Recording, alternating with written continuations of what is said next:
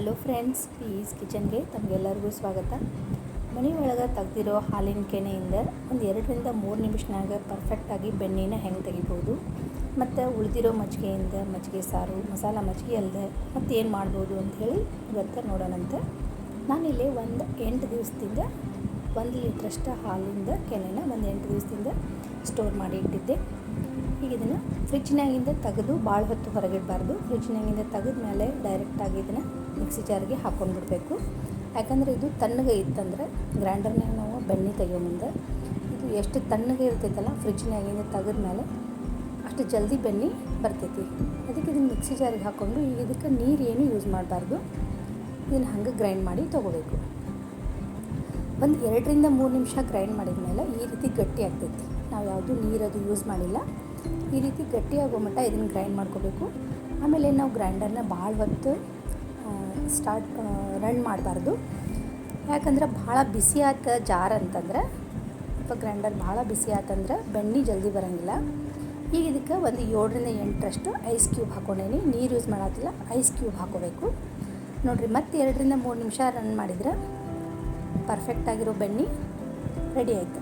ಇದಕ್ಕೆ ನಾವು ನೀರು ಏನು ಯೂಸ್ ಮಾಡಿಲ್ಲ. ನೀರು ಯೂಸ್ ಮಾಡಬಾರ್ದು. ನೀರು ಯೂಸ್ ಮಾಡಿದ್ವಿ ಅಂತಂದ್ರೆ ಬೆಣ್ಣೆ ಜಲ್ದಿ ಬರೋಂಗಿಲ್ಲ ಮತ್ತು ಗಟ್ಟಿನೂ ಬರೋಂಗಿಲ್ಲ.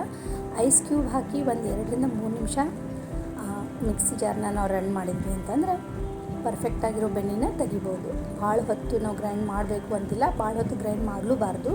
ಯಾಕಂದರೆ ಭಾಳ ಬಿಸಿ ಆತ್ಪ ಜಾರ್ ಅಂತಂದ್ರೆ ಬೆಣ್ಣೆ ಸರಿ ಬರೋಂಗಿಲ್ಲ ಮತ್ತು ಜಲ್ದಿನೂ ಬರೋಂಗಿಲ್ಲ. ಈಗ ನಾನು ನೋಡಿರಿ 8 ದಿವಸಕ್ಕೆ 1 ಲೀಟ್ರ್ ಹಾಲಿನ ಕೆನೆನ ತೆಗೆದಿಟ್ಟಿದ್ದೆ. ಒಂದು 100-150 ಗ್ರಾಮಷ್ಟು ತುಪ್ಪ ರೆಡಿ ಆಗೈತೆ. ಇದನ್ನು ತಕ್ಕೊಂಡ್ಮೇಲೆ ನಾವು ಒಂದು ಸ್ವಲ್ಪ ನೀರು ಹಾಕಿ ತೊಳಿಬೇಕಂದ್ರೆ ನಾವು ಸ್ಟಾಕ್ ಮಾಡಿ ಇಟ್ಟಿರ್ತೇವಲ್ಲ ಕೆನೆನ, ಸ್ವಲ್ಪ ಸ್ಮೆಲ್ ಇರ್ತೈತದ. ಅದಕ್ಕೆ ನೀರೊಳಗೆ ಒಂದ್ಸರಿ ಕ್ಲೀನಾಗಿರೋ ನೀರೊಳಗೆ ಸ್ವಲ್ಪ ಈ ರೀತಿ ಬೆಣ್ಣೆನ ಎತ್ತಿ ತೆಗಿಬೇಕು. ಈಗ ಇದನ್ನು ತೆಗೆದು ನಾನು ಒಂದು ಪಾತ್ರೆಗೆ ಹಾಕ್ಕೊಂಡು ಇದನ್ನು ಬೇಕಂದ್ರೆ ನಾವು ಪರೋಟ, ರೊಟ್ಟಿ, ಚಪಾತಿಗೆ ಯೂಸ್ ಮಾಡ್ಬೋದು. ಬೇಡ ಅಂತಂದ್ರೆ ಕಾಯಿಸಿ ತುಪ್ಪನೂ ಮಾಡ್ಬೋದು. ನಾನಿಲ್ಲಿ ತುಪ್ಪ ಕಾಯಿಸೋಕೆ ಇಡಾಕತ್ತೇನೆ. ಇದನ್ನು ಈ ರೀತಿ ತುಪ್ಪ ಕಾಯ್ದ ಮೇಲೆ ಈ ರೀತಿ ಗುಳ್ಳಿ ಬರೋಕ್ಕೆ ಸ್ಟಾರ್ಟ್ ಆದಮೇಲೆ ಇದು ತುಪ್ಪ ರೆಡಿ ಆಗೈತಿ. ಇದಕ್ಕೆ ಏನು ಮಾಡಬೇಕು, ಒಂದು ಲೋ ಫ್ಲೇಮ್ನಾಗಿಟ್ಟು ಒಂದು ಚಿಮುಕ್ ನೀರು ಹಿಂಗೆ ರೀತಿ ಹೊಡೆದ್ರೆ ಚಟ್ಪಟ ಅಂತ ಜೋರು ಸೌಂಡ್ ಬಂತಂದ್ರೆ ಸ್ಟವ್ ಆಫ್ ಮಾಡಿ ಮುಚ್ಚಿಬಿಡ್ಬೇಕು. ಇದು ತುಪ್ಪ ರೆಡಿ ಆಗೈತಿ. ಅದು ತಣ್ಣಗಾದ್ಮೇಲೆ ನಾವು ಒಂದು ಜಾರ್ಗೆ ಹಾಕಿ ಇಟ್ಕೋತೇವೆ. ಈಗ ನಾವು ಬೆಣ್ಣೆ ಕಡದ ಮೇಲೆ ಏನು ಮಜ್ಜಿಗೆ ಉಳಿದಿರ್ತೈತಲ್ಲ, ಇದನ್ನು ಮಜ್ಜಿಗೆ ಸಾರು ಮಾಡ್ಬೋದು, ಮಸಾಲ ಮಜ್ಜಿಗೆನೂ ಮಾಡ್ಬೋದು. ಆದರೆ ನಾನಿದು ಇವತ್ತು ಒಂದೊಂದು ಸರಿ ಸ್ಮೆಲ್ ಇರ್ತೈತೆ ಮಜ್ಜಿಗೆ, ಅವಾಗ ನಾವೇನು ಮಾಡ್ಬಿಡ್ತೀವಿ, ಚಲ್ ಬಿಡ್ತೀವಿ. ಆ ರೀತಿ ವೇಸ್ಟ್ ಮಾಡಲಾರ್ದೆ ಇದನ್ನೊಂದು ಪಾತ್ರೆಗೆ ಹಾಕಿ ಕಾಯಿಸ್ಬೇಕು. ಇದರಿಂದ ಪನ್ನೀರು ರೆಡಿ ಆಗ್ತೈತಿ. ಪರ್ಫೆಕ್ಟಾಗಿರೋ ಪನ್ನೀರು, ಮಸ್ತ್ ಪನ್ನೀರು ಬರ್ತೈತಿ. ಇದಕ್ಕೆ ನಾವು ವಿನೆಗರ ಅಥವಾ ನಿಂಬೆಹಣ್ಣು ಏನು ಯೂಸ್ ಮಾಡಬಾರ್ದು. ಯಾಕಂದರೆ ಮಜ್ಜಿಗೆ ಮೊದಲು ಹುಳಿ ಇರ್ತೈತಲ್ಲ, ಈ ರೀತಿ ಸ್ವಲ್ಪ ಹೊತ್ತು ಕಾಯಿಸಿ ಸ್ವಲ್ಪ ಈ ರೀತಿ ಕೈಯಾಡಿಸಿದ್ರೆ ನೋಡಿರಿ ಪನ್ನೀರು ರೆಡಿ ಆಯಿತು. ಇದಕ್ಕೆ ವಿನೆಗರ ಅಥವಾ ನಿಂಬೆಹಣ್ಣಿನ ರಸ ಏನೂ ಅವಶ್ಯಕತೆ ಇರೋಂಗಿಲ್ಲ. ಈ ರೀತಿ ಕುದಿಯೋಕ್ಕೆ ಸ್ಟಾರ್ಟ್ ಆತಂದ್ರೆ ಸ್ಟವ್ ಆಫ್ ಮಾಡಿ ಒಂದು ಜಾಳ್ಗೆ ಒಳಗೆ ಇದನ್ನು ಸೋಸ್ಕೊಂಡ್ಬಿಡ್ಬೇಕು.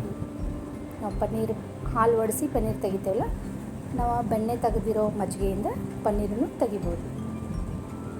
ಈಗ ಸ್ವಲ್ಪ ನೀರು ಬಸಿದ್ಮೇಲೆ ಒಂದು ಬಟ್ಟೆ ಒಳಗೆ ಹಾಕಿ ಇದನ್ನು ಸ್ವಲ್ಪ ಹೊತ್ತು ಕಟ್ಟಿ ನೀರೆಲ್ಲ ಬಸಿಯೋಕೆ ಇಟ್ಬಿಡ್ಬೇಕು. ಈಗ ಇದನ್ನು ಜಾಳ್ಗೆ ಒಳಗಿಟ್ಟು ಅದ್ರ ಮೇಲೆ ಒಂದು ಭಾರವಾಗಿರೋ ಯಾವ್ದಾರ ವಸ್ತುನ ಈ ರೀತಿ ಇಟ್ಟು ಅದು ಪೂರ್ತಿ ತಣ್ಣಗಾಗೋ ಮಟ್ಟ ಬಿಟ್ಬಿಡ್ಬೇಕು. ಈಗ ತುಪ್ಪ ತಣ್ಣಗಾಗೈತಿ. ನಾನು ಒಂದು ಗ್ಲಾಸಿನ ಬಾಟಲ್ಗೆ ಹಾಕಿ ಇಟ್ಕೊತೇನೆ ಇದನ್ನು ಈ ರೀತಿ ಸೋಸಿ. ಇದ್ರಾಗ ವೇಸ್ಟೂ ಭಾಳ ಬರೋಂಗಿಲ್ಲ. ಯಾಕಂದರೆ ಬೆಣ್ಣೆ ಕರೆಕ್ಟಾಗಿ ಬಂದಿರ್ತೈತಲ್ಲ, ಇದರ ವೇಸ್ಟು ಜಾಸ್ತಿ ಬರೋಂಗಿಲ್ಲ. ಈಗ ನಾನು ಒಂದು 8 ದಿನಕ್ಕೆ ತೆಗೆದಿಟ್ಟಿರೋ ಕೆನೆಯಿಂದ ಒಂದು 100-150 ಗ್ರಾಮ್ ಪ್ಯೂರ್ ಆಗಿರೋ ತುಪ್ಪ ಮನೆಯೊಳಗೆ ರೆಡಿ ಮಾಡ್ಕೋಬೋದು. ಆಮೇಲೆ ಇದು ತಣ್ಣಗಾಗೈತಿ. ನಾನು ಪನ್ನೀರು ಪರ್ಫೆಕ್ಟಾಗಿ ಬಂದೈತಿಲ್ಲ ಅಂಥೇಳಿ ನೋಡೋಣಂತೆ. ನೋಡಿರಿ, ನಾವು ಹಾಲು ಒಡಿಸಿ ಮಾಡ್ತೇವಲ್ಲ ಪನ್ನೀರು, ಅದೇ ರೀತಿನ ಅಷ್ಟೇ ಸಾಫ್ಟಾಗಿ ಪನ್ನೀರು ರೆಡಿಯಾಗಿರ್ತೈತಿ.